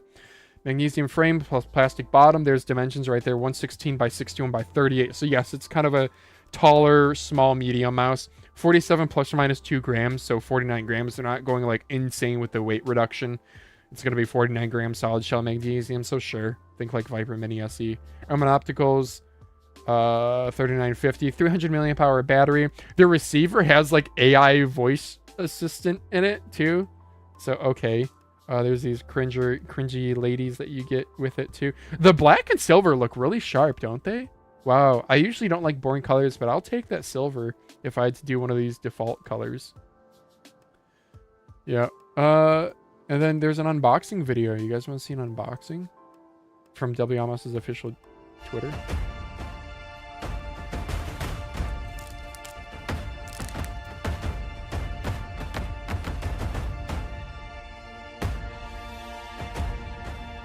Yeah, you get your anime girl that makes your wife question what you're doing. Look at that. The side buttons are not separated. That's a trend we usually see disappear. They're located kind of far back. I wish they were maybe more far forward. The Beast X is far forward, which I like. Also, the sticker on the bottom is being one piece. That's kind of nice. So it's going to ship with dot skates. Flat bottom, it looks like. This feels like a Vancer bottom. It better not be a Vancer mouse. Do the Vancer factory. I have not been impressed. And there's your dongle with your Tamagotchi face. Tamagotchi mouse dongle. It looks like the same cable. We get an accessory pack. That's cool to see. Personally, okay, unpopular opinion. I don't need this little pull tab. It's cool, but it's just more waste. So, I mean, minimize the packaging. I get they want to be a premium offering, though. So they're giving us 2 sets of grip tapes, 2 sets of skates, the dot skates that come included, plus more dot skates, and cleaning cloths. Right on. And you get your little QR code anime girl, and you put the cable in the butt of the mouse dongle, as usual. Cat dongle. It has a face on it. Adorable. I don't know. Do you guys want your dongles to have a face on it in chat? I'm down with the like TV screen dongles, like what? TiVo gear. TiVo mouse dongle receiver. Do I have to spell it out? TiVolution? This guy. This is cool. Yeah, show me data. I don't need a little winky face telling me that I'm doing great. Unless it tells me about my one taps. I want it to congratulate me every single time. Next bit of mouse news. If it loads. Yeah, okay. Short but brief, but good, I guess. Pulsar Xlite, Crazy Light, medium. Medium is coming out. Bigger size, same hand feel. Do we have weight? It's now available. Pulsar.gg. Discover, sure. And we have what? Xlite Crazy Light. Is it Xlite or Xlite? Xlite. I always thought it was Xlite, but sometimes my brain reads it as Xlite. Is there a size here? No. Medium, there it is. There you guys go. Same shape. $130. Let's find good. They went to the bigger skate for the bottom. Let's find the weight. White and black. Initial release. Yes, all the same specs we've come to know and love. 44 grams. That is very light for a big ass ergo. And look at how big that scroll wheel looks, brothers. Yeah, I'm enjoying the Pulsar X2H Crazy Light that I'm running right now. Thank you, Pulsar, for sending this out. I'm going to be doing a disassembly stream at some point. Maybe today. We'll see. Next bit of mouse news. ATK. Oh, this is from the Dastrazak Discord. And let me go to it. Oh, apparently I didn't link it right. But this news is ATK A9 Mini? What? Like a super light 2C? Here you guys go. So somebody on our Discord makes ZA13 shape an A9 Mini like GPX 2C. ATK Gear replies, noted. ZA13 shape an A9 Mini like GPX C2. Thanks for the suggestion. I wonder if this is AI because they both misspelled 2C. So I guess that's Neato Burrito. I don't know what discussion question in chat. What would you guys like to see ATK copycat next? I would like to see more Zowie stuff. If they just straight imagine if they just straight up copy the entire Zowie lineup, dude. Oh, my cam is gone? Oh. Sorry about that. I don't know what's going on here. Did it overheat? It might be overheating. I don't know. You guys can still hear me okay, so I guess I just got to keep going. I could maybe bring up one of my webcams, but I won't be able to do a very flattering angle probably. Here, we'll try this workaround. We'll try a workaround here. We're going to do it live. And we're going to go to webcam, copy S7. No, S8 is my phone. We go here and we paste it in. Okay, I'm going to take up Daz's screen until he's back. Yell at me when Daz is back, because I'm going to forget to do this. Okay. And sorry, I'm not going to be making eye contact anymore because I'm looking at the screen. This is a very unflattering angle. Ugh. Well, whatever. We're going with it. Yeah, anyway. Yeah, I would love to see them just clone the whole Zowie lineup. Start with the FK2, please. Please start with the FK2. Oh, you guys can see a little bit of... Yeah, I will do a better setup at some point because I'm using... This is my little overheated Microsoft Life Cam. Yeah. Overheated. Let's go on to the next bit of news, which was... Billy ATK has something new here. The Z1 V2, or Z1 if you're from outside the US. So the Z1 is a large ergo. It's not a clone. It's not a direct clone of anything. I actually got aftermarket skates. Oh, wrong camera. I actually have aftermarket skates for mine. So this is probably just going to be a refresh with new Nordic and their worst switches. Yep. 54L15, 3950, 500 milliamp hour battery. Are they saying two switch versions here? Yeah, Billy is a good... So I bookmarked... They have like a social media page, if you will, where just brands can post stuff. Like, it'll be that brand's page. And let's translate this from Chinese. The ideal state of holding grasp in the big hand. Okay, that's not very helpful. Go back to the video. The orange looks nice in person. It's a nice vibrant orange. They're going to get their Gem 8K receiver. It looks like it's the same shape. It's not one of my favorites. It's a very large, very safe ergo. My big complaint with it is the base plate is just rather thick. So your fingers, if you touch the mouse pad with your fingers, you also like touch that rim. Maybe some people will like it. So anyway, not huge news, but it is news, I guess. Next bit of news, not a big one. The Pwnage Symm 3 Pro is delayed. Pwnage officially announced. So this was supposed to, like, it was announced in October, but their new estimated date of availability, is this availability or delivery? January 20th next year. Here what's going on. The fix we made in the mold for hot swap switches looked solid in early testing, but when we scaled up, it wasn't as consistent as we hoped. So we need to go back and readdress it before moving forward. We're genuinely sorry about the continued delays. We know this is frustrating for you, but it is for us as a brand too. Oh my gosh, is it? I mean, it's actually like their money that they're losing out on. Plus, now the like whole hype train of, you know, that just gets defeated a little bit. Sorry, was the red up on OBS this whole time? Jeez, I apologize. Reminder, if you pre-ordered, you still have the ability to cancel your pre-order at any time before the product ships out. Please email support@pwnage.com. So upgrade Lemonade, not how we wanted to finish off the year. We really wanted this to be in everyone's hands already. Yeah, he has big hopes for it, especially since, brother, I'm sorry, Lemonade, if you're in chat, I have not been impressed at all with my past few Pwnage mice. The Trinity is a great shape. Stormbreaker is decent. It's not my favorite shape, but the V3 Bloodline that I got for an Amazon Vine review unit, yeah, it had a wobbly base. And at $160, I don't know. It's they're cool stuff. Adjustable sensor position legitimately is cool. Anyway, Symm 3 though, it's supposed to be a lower price. Modular buttons. The switches are hot swap, mechanical, and 5-pin optical. First time we've ever seen that, as far as I know. And their modular things aren't just for colors this time. It's also like different hump profiles and different button curvature. Very cool. I like to see that. So my take with this, I think if I go to my notifications, I'll probably find my, nope, that's the Frostlord. Where was it?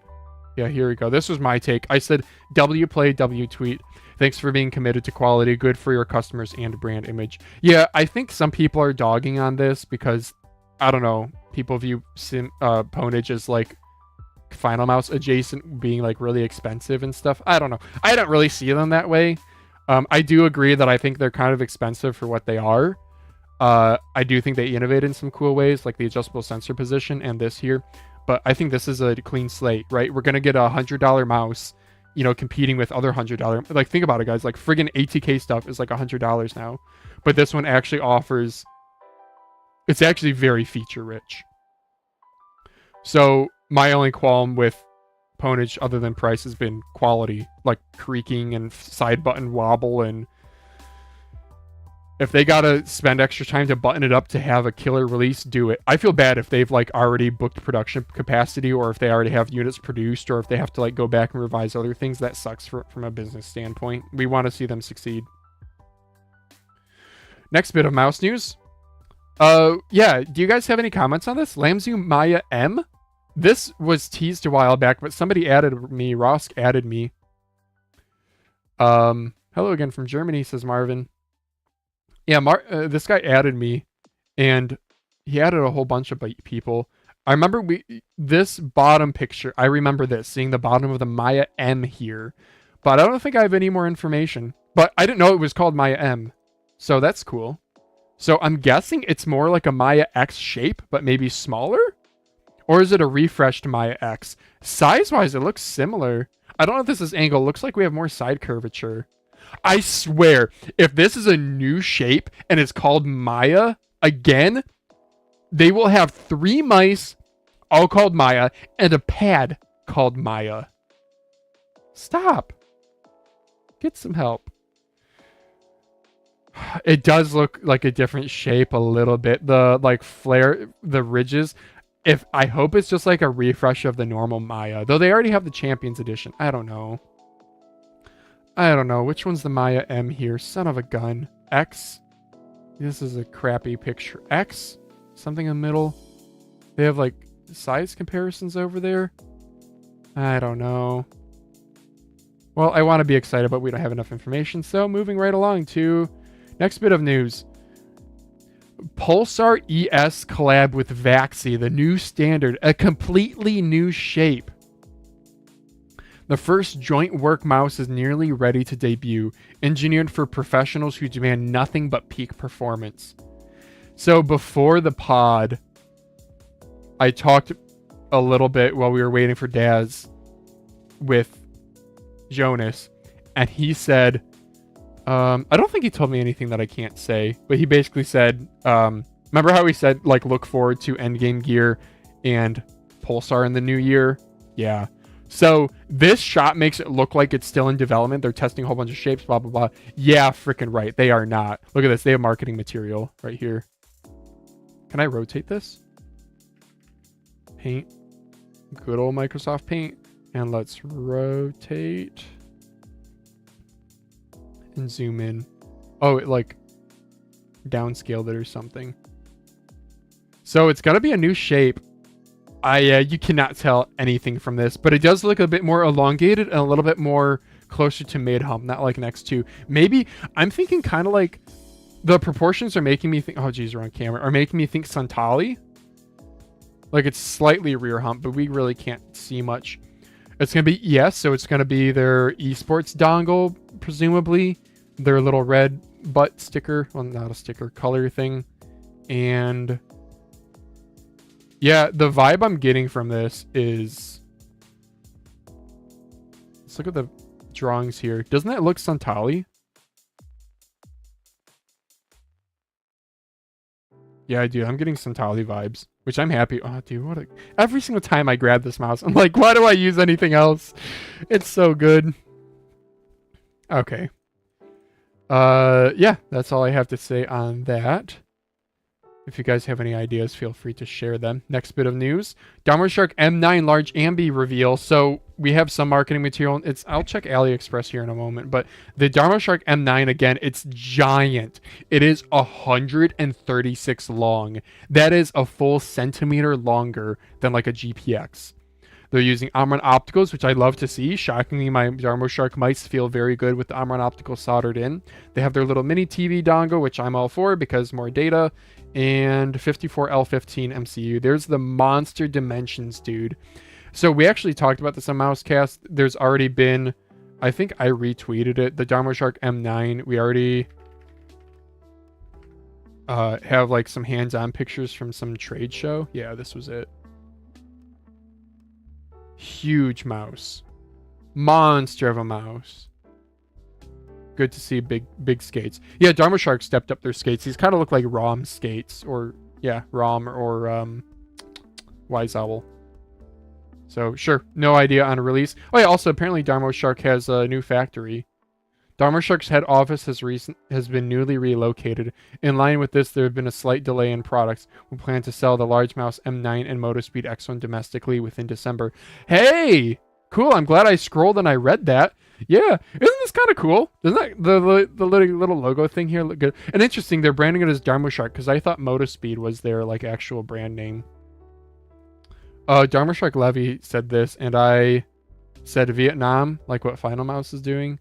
Yeah, I don't know if they relocated for U.S. tariff type of thing or other international trade advantages. Let's go check AliExpress real quick to see if the Darmoshark M9 is at all on here, because then we can at least see some more marketing materials. I don't think so. Nope. Just the M3 Gen V2, which is not much of a V2. This is like a switch change, I think. Maybe an MCU change. T1. Yeah, I don't know. I'm not gonna be able to find that. And then another bit of mouse news that nobody cares about. The Dareu A950 has been refreshed in nice magenta, and it has the ridiculous dock. Hey, Daz. A950, goddamn. That's what that is, right? Is this mouse actually gonna be good? It's a shame. It's like a decent shape, but dude, the charging dock is also the dongle, and it's just a monster. No thanks. But this thing slaps. Didn't you read the tweet? Yeah. No, that's not written by AI. overly maybe. exciting. Could be. Yeah. Okay. By the way, my webcam died, so I'm on my side camera now. So I don't know nice. if it's I'm drinking a overheated or smoothie, what. so my camera's on. Oh. Yeah.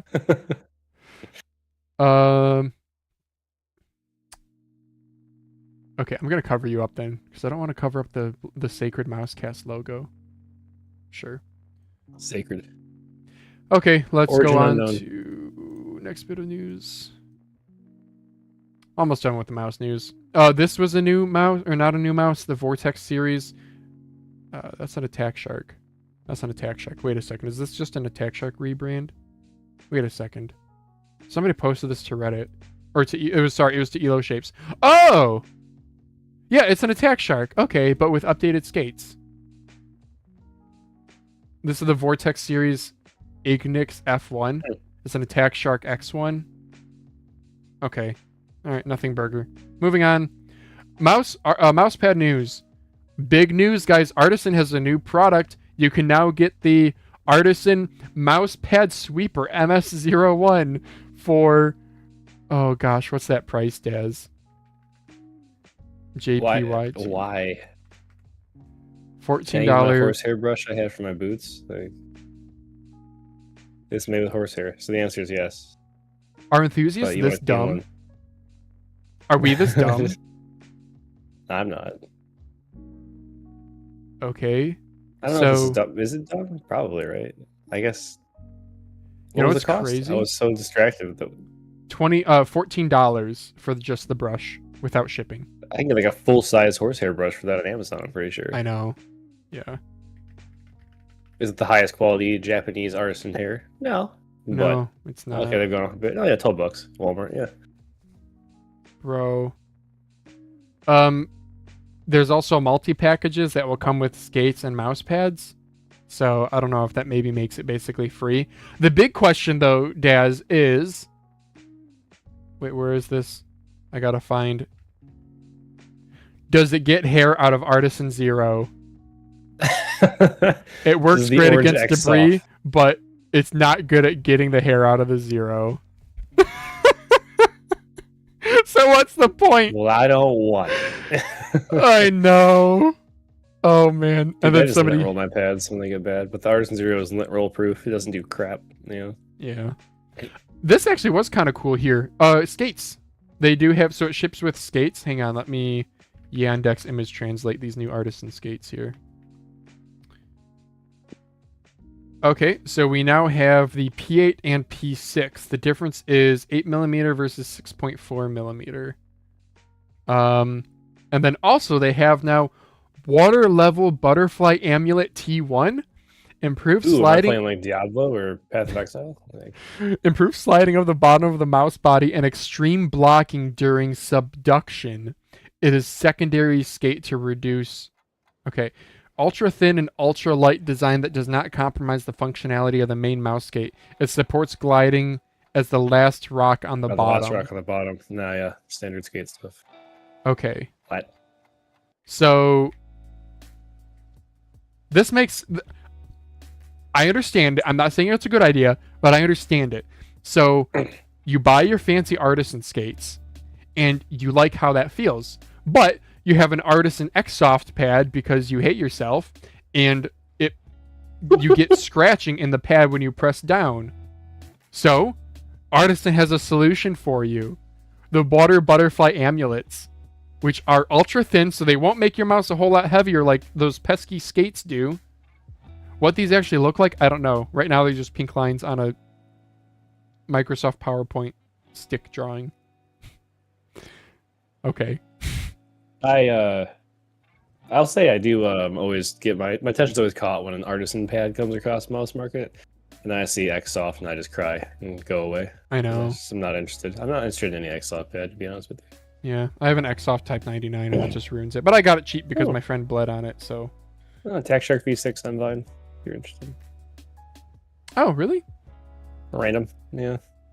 It's probably not going to be in my RFY. I'll check real quick. I already have one. And it shipped and it dropped my review threshold.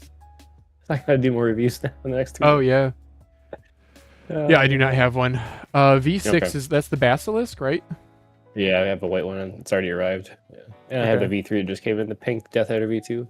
I haven't got unboxed either yet. Nope. But they're gonna be cheap TaxShark mice. Yeah, I know. What a shame. They have the new, is it the V7? Or the V8? What? That was the... Whoops. Yeah, this guy, but it's supposed to be premium. Nordic 54, 3950, Orgo. Oh, yeah. So, I don't know. I had to reach out at one point, but... Oh, really? Damn. Yeah. They wanted to send something that I already had. Might actually be premium. Like, coded. Yeah, it looks like it's along the, like, the V6, or the R6 and the R11. Yep. Although new that dongle, too. This coding, but... Yeah, the freaking shark fin dongle. Yep. Yeah, I heard you guys talk about this last week. That's right, yeah. Yeah. Next bit of mouse pad news. Tenta-X. The last stand is... wait, the last stand... Yeah, the Issen. The Issen, which is uncoated glass pad. This is brand new from Tenta-X. This is pretty cool. Is now available. $90. I want to go on their Discord because... And actually... Azar DM'd me some pictures because I was like, "Hey, can you?" Though? It is truly uncoated. Because that one, who was I? I posted somebody. Oh, somebody's post. They got it was. I'll keep going. Some company realized their pads actually had a coating, and I was like, "Yeah, I know what you're talking about." I asked him for up close pictures, and he gave me this, which doesn't look like much. And he also gave me. Here's more. See, it doesn't really show much. But their Discord, let me go to the Tenta-X Discord, has a speed video. Is this under announcements? Issen versus Oni's Oath speed comparison. There we go. Is the Oni's Oath a really fast one? Yeah, it's pretty quick. Okay. And it's super smooth, yeah. This is pretty nuts then. Watch this.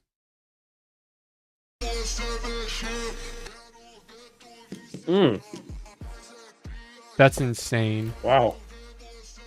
Okay. Yeah, like Onizuka is faster than like the Pwnage, for example, on the SkyPad. So Yeah. I need to get my video on those, but not recording video to do YouTube stuff. Wow. Okay. Yeah, Azar said it's insane. I remember him talking about it. When did he talk about it? Was it on Mousecast? Your webcam's back. Oh, cool. But anyway. Yeah, I don't know if this is usable. If it's that fast. I know, right? There's gonna be some Yeah. people out there who just want faster and faster. Again, this is called the Issen, which he had a poll for the name. I forget what Issen means in Japanese. To Jeffrey in the chat, I would just try glass once, even if it's an Amazon SkyPad, and return it. The problem being SkyPads production units are extremely inconsistent with their speeds. But Yeah. someone in the chat who was pretty reputable said that control glass was not like a thing last week, and I think that's bullshit because I definitely have differing dynamic glides on glass pads that I've tested. So I just wanted to like disagree with that. Maybe I'm a moron, but like I feel like the numbers don't lie. So they feel scratchy to swipe on. If like dust or hair gets caught into your skates, yes, and if you have a larger pad skate, you're more likely to feel that, which is why I prefer dots on glass. But you just wipe it off occasionally, wear a sleeve, and then just sell your soul to the mouse rabbit hole. So. I'm just reading on my Flash Tenta-X. Beyond. Flash Beyond is like an affordable, decent pad. You can talk about that one. I Amazon's own like one. $50. Yeah, I don't. So the kit does come with actually decent hard skates and an arm sleeve, which is pretty cool. And I think this is just a cleaning cloth. This one is small. This is like their small size. They do have a large. They have a 490 by 420. Yeah. Oh, they have a dragon one. 450 by 4. Cool. I actually have that one on the way. Really? It's teeny weeny though. They reached out and offered the teeny weeny dragon one, and I was like, "That's cool art, but it's too small." And then they were like, "We have larger ones. Would you like both?" And then the Discord talked me into doing it. So yeah, I have one. I don't ever use it because I don't use glass, but it is like a decent pad. It has a full silicone base, which for the price is just nuts. Yeah. Yeah. It feels decent. It has rounded edges too. I don't know. They're not like super. There were positive rounded, reviews in the Discord as well. So yeah, that's a good like starter. Try it out. Yeah, and it's got good Amazon free reviews. returns. Exactly. Yep. Yeah. I'm just double checking my notes here. My conversation with Azar. He says. Yeah, so it is actually uncoated. Okay. And I asked for an up close macro shot, which I showed off there.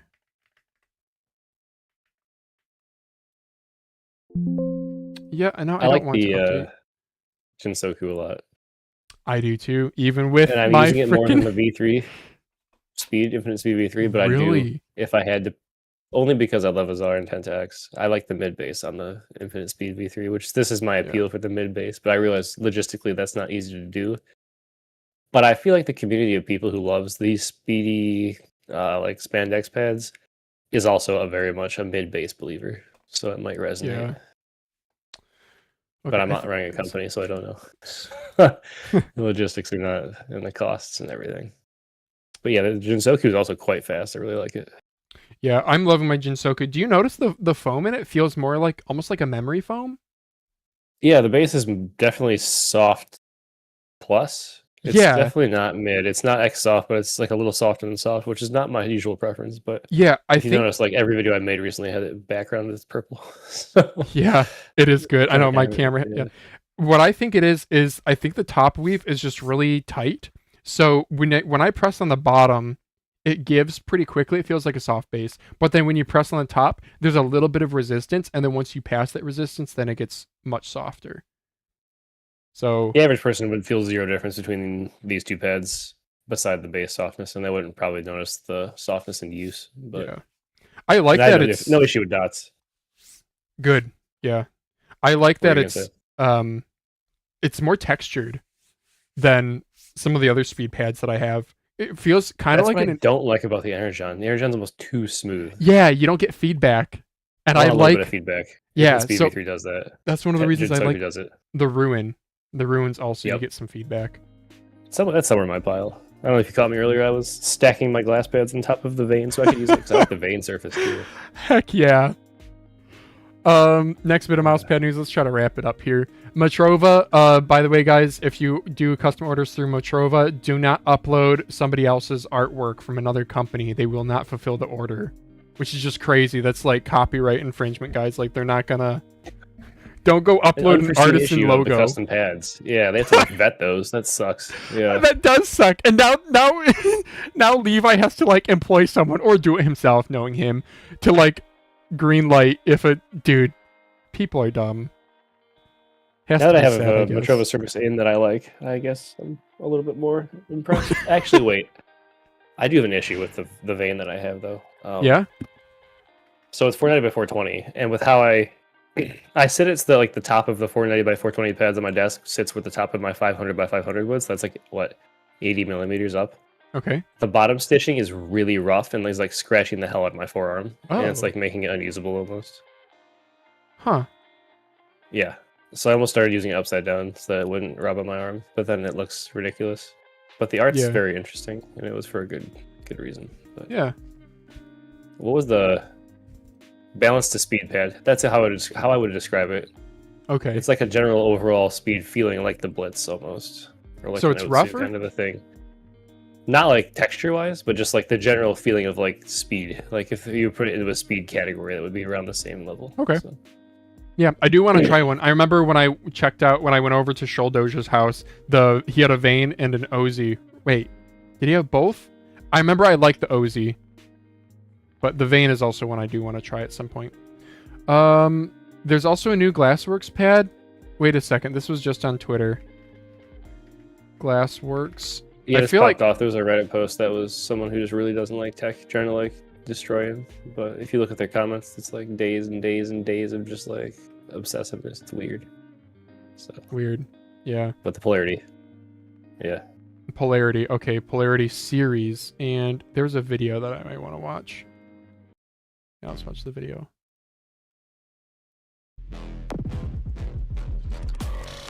I guess seizure warning.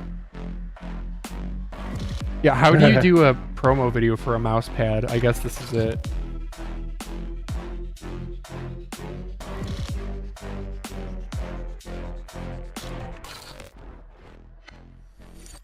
I like their little logo thing there. That was cool. Yeah, sure. For a black and white square, that's cool. Ignore the 9-month delay. Okay. I don't know anything else about it. I don't know. Daz, I'm not a glass pad user. I feel so out of my element when I try to talk about them. Finally, last piece of news here. ATK Yogo 75 Pro, a low profile mechanical keyboard. So this is not HE, but it does actually look kind of nice, dude. Am I crazy? There's an LED display, a knob, 2 buttons here. What do the buttons do? They don't say Yogo, designed by ATK Gear. Low profile keycaps. Yeah, volume knob, hot swap, and gasket mounted. These are like K-low profile switches. Fully programmable. They did like a little aesthetic diffuser on top of a LED matrix. 75% layout, magnetic feet, different color options. The black looks pretty sleek. And then it's like a full CNC body. That's gonna feel really high quality. Silicone gasket mount. Okay, interesting. I wonder if this is kind of a... How does an ATK break into the like office peripheral space without just selling cheap garbage? I guess this is it. You know, they went and they asked their consumer base, what would you want from in an office product? And they came back with this. Because I do agree, HE is objectively annoying for like typing long emails. Every once in a while, I'll do like a double letter. Okay, cool. Yogo 75, sure. Oh, there we go. Prices launches at $79 and $89 for the Pro versus non-Pro. What's the difference? With Pro, you get yellow as a colorway. And that's the only difference, right? Am I crazy? What? Oh, the form factor is different. Oh. Okay. There we go. Got to zoom way the heck in. Sorry, guys. The Pro gets you the LED matrix, the volume knob, and the up and down buttons, whatever those are. Okay. There you go. Well, you guys can find out more from ATK's website. That's it for mouse news. I have one Reddit recap. Oh, I forgot to do the news banner. Typical phalanges, Jesus. Yeah, one bit of 2 hours. Maybe we hit that up and call it a... Okay, sounds good. I have one reply from Max that I want to talk about. So somebody posted, or Bardas, posted this. Why don't more mouse companies use SPDT mechanical switches with the, actuating the normally closed becoming open? He says it takes about 0.8 milliseconds for that tiny metal leaf to thwap down, right? So instead of waiting for it to make contact with a new contact, you watch it lose contact with the top one. So why don't they do this? And I said, Bible Thought Moment would love Max from Endgame to do this. I know older Logitech stuff had really low click latency, and they soldered all 3 pins. Max frickin' went all out with his reply, brother. Not all switches are equal. They might be SPDT switches in the broader sense, so that doesn't necessarily mean the top contact is meant to be used as a contact and offering good signaling integrity. Left is an Omron 50 million mechanical, and right is an SPDT Japanese Omron. So yeah, look at see the top contact, and the little leaf too has this big knurly part. Because remember, every time you're making electrical contact, there's a little bit of arcing. So you're gonna get on a microscopic level a little bit of pitting, which will lead to like oxidation because you're removing any sort of coating. Yeah. So let's see. On the top contact, it's merely there to keep the leaf spring in place. That's all this one does. Whereas on the right side, the leaf spring has a proper contact surface, this little pad here. GX speed mode will work with non-real SPDT switches for a while, but they won't be as reliable because the contact area is tiny, and once some corrosion or wear occurs, clicks won't register anymore, and the clicks will get detected without clicking. Yep. But to answer your question, no, I don't think anyone has ever used the NC pin to detect click actuation. I've only seen on some SR latch debounce. Okay, so I followed up with, does Endgame Gear / Kale have exclusivity or a patent? Which he said, where was it? I thought he answered yeah. Oh, my reply is here, so I don't know how to use Twitter, I guess. But yes, as of right now, we have exclusivity with Kale for the GX. Like, I meant to follow up and ask, are you scared about another Chinese manufacturer like Kale just selling your thing that you helped co-develop on the cheap to one of your competitors? Anyway, he says it's quite interesting to check the signal at the top. Contact slightest movements of the mouse can cause the signal to drop, which causes the mouse to detect a click. So it's pretty important to have a good, stable signal. Yeah. So you want that spring force against the top contact to be good, so you don't have slam clicks. But you still want the click feel to be good. You don't want it to be overly stiff. So I'm sure there's a lot more development. Devil's in the details. Yeah, here's a Huan transparent blue shell, pink dot. There's so you can see the contact pad on top, which is probably some like hard wear resistant material, I assume. Okay. I just wanted to highlight that because I need to get Max on the podcast. We need more technical people in the public space. This is cool as heck. It is. Okay. I think that's it, Dez. Yep. Thank you guys for watching. Like and share. It helps the algorithm. We do this every single week, usually on Thursdays at 10:45 p.m. Eastern. But if not, you can follow us on Twitter or Discord. I post time changes there. If you have an idea for a discussion topic, leave it in the comments. We'll be back next Friday with another episode.